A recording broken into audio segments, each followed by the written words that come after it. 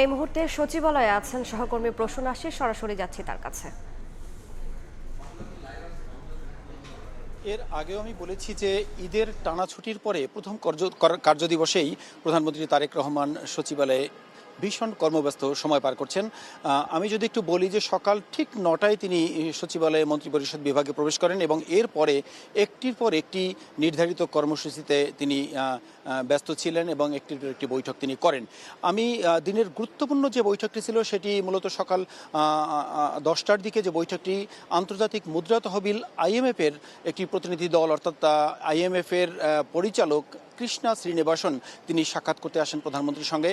তখন অর্থমন্ত্রী আমির খসরু মাহমুদ চৌধুরী নিজেই উপস্থিত ছিলেন এবং সেখানে বৈঠক হয় এবং এই বৈঠকের পরে অর্থমন্ত্রী জানিয়েছেন যে মূলত এই যে জ্বালানি সংকট চলছে এখন, জ্বালানি সংকটের কারণে এবং যে প্রকল্পগুলো বন্ধ রয়েছে সেই প্রকল্পগুলো চালু করার জন্য IMF-এর কাছে ঋণ সহায়তা চেয়েছেন সরকার।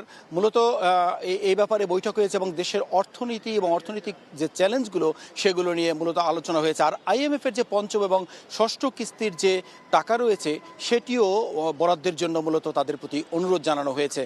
এরপরে প্রবাসী কল্যাণ এবং বৈদেশিক কর্মসংস্থান মন্ত্রী এবং প্রতিমন্ত্রীর সঙ্গে বৈঠক করেছেন প্রধানমন্ত্রী।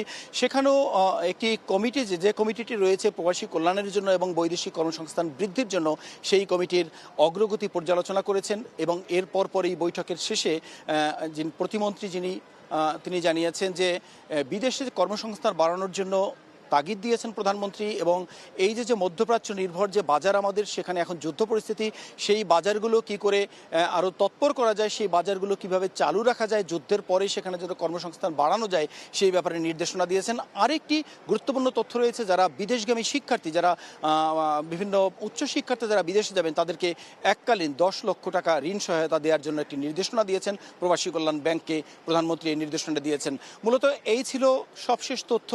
আরও এখনো পর্যন্ত কয়েকটি বৈঠকে যুক্ত হবেন প্রধানমন্ত্রী এবং সেই বৈঠকের তথ্য পেলে আমরা পরে জানিয়ে দিতে পারবো।